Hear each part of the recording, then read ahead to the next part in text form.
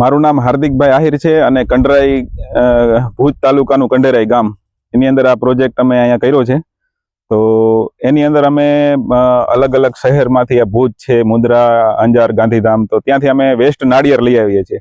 જે લોકો ફેંકી દેતા અને એમને ત્યાં સડી જતા અને ગંદકી થતી, તો ટૂંકમાં એ નાળિયેર અમે અહીંયા લઈ આવી અને પછી એમાંથી ક્રશિંગ કરી અને એમાંથી કાથી એટલે કે સિંદરી અને બીજી પ્રોડક્ટ કોકોપીટ, આ બે વસ્તુ અમે બનાવીએ છીએ. અને એમાંથી જે કોકોપીટ બને છે તો એ કોકોપીટની અંદરથી અમે રીંગણા, મરચા, ટમેટા, કોલીફ્લાવર, કોબીજ આ ટાઈપના જે રોપા છે એ અમે બનાવી અને ખેડૂતોને આપીએ છીએ. અમે પહેલા કોકોપીટ જુનાગઢથી માંગરોળ જે એરિયામાં નાળિયેર વેરાવળની અંદર વધારે પડતા નાળિયેર થાય છે, તો ત્યાંથી અમે કોકોપીટ તૈયાર લઈ અને અહીંયા અમે લઈ આવતા. તો અમને એ બહુ જ કોસ્ટલી પડતું, કારણ કે ટ્રાન્સપોર્ટ ને બધું એના ઉપર ખર્ચા ઘણા લાગતા હતા. તો અમે અહીંયા જાતે ઉત્પાદન ચાલુ કર્યું એટલે અમને વાર્ષિક એમ માનો કે 10 થી 12 લાખની આજુબાજુ અમને આની અંદરથી પ્રોફિટ થાય છે.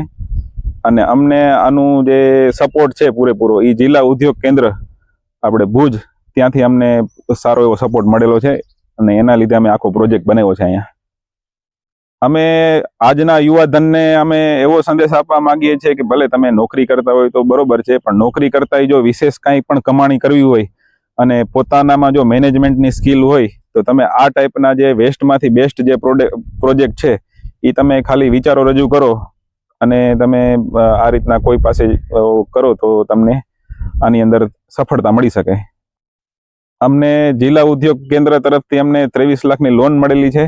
એટલે અમે આખો પ્રોજેક્ટ, કારણ કે અમારી આર્થિક પરિસ્થિતિ એટલી નહોતી કે અમે આ પ્રોજેક્ટ કરી શકીએ, એટલે અમને જિલ્લા ઉદ્યોગ કેન્દ્રએ બહુ એટલે સારો એવો સપોર્ટ કર્યો છે. એટલા માટે થઈ અમે આ પ્રોજેક્ટ કરી શક્યા. ટૂંકમાં મારું નામ કન્હૈયા સિન્હા છે. હું મદદનીશ કમિશનર તરીકે જિલ્લા ઉદ્યોગ કેન્દ્ર ભુજ કચ્છ ખાતે હું બેસું છું. અમારું કામ છે જે લોકો સ્વરોજગારી કરવા માંગતા હોય એમને સહાય પ્રોવાઈડ કરવાનું.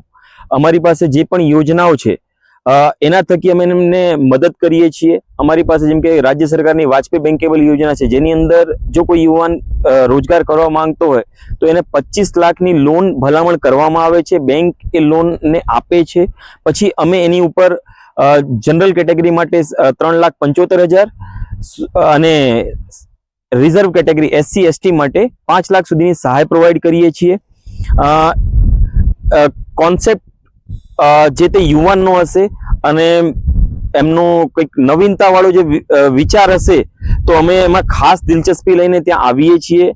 જો પોસિબલ હોય તો અમે એમને માર્ગદર્શન પણ આપીએ છીએ. હવે આજે હું કંધાઈ ગામે આવ્યો છું. કંધાઈ ગામમાં હાર્દિકભાઈ છે, એમને બેઝિકલી એગ્રીકલ્ચરમાંથી એજ્યુકેશન લીધેલું છે. એમને આ ફિલ્ડમાં જવાની પ્રેરણા એમના ફાધર થકી મળી છે. પછી એમને એમના મધરના નામે અમારે ત્યાંથી એક લોન 23,60,000ની લોન એમને લીધેલી છે એક કોકોપીટ બનાવવા માટે. હવે જે નારિયેળને લોકો નારિયેળ પાણી પીધા પછી ફેંકી દેવામાં આવતું હતું, જે નગરપાલિકા માટે વેસ્ટ હતું, એમાંથી કોકોપીટનું ઉત્પાદન થઈ શકે એમને એક એવી મશીનરી માટે અમારે ત્યાંથી લોનની ભલામણ કરાવી હતી. હવે અત્યારે અમે આજે અહીંયા આવ્યા છીએ તો એ બે પ્રોડક્ટ બનાવે છે. જે નાના ટૂંકા ફાઈબર છે એને કોકોપીટ તરીકે ઇસ્તેમાલ કરે છે, અને જે મોટા ફાઈબર છે એનાથી રસ્સી બનાવે છે, જે કન્સ્ટ્રક્શન લાઇનમાં બહુ ડિમાન્ડમાં રહેતી હોય છે.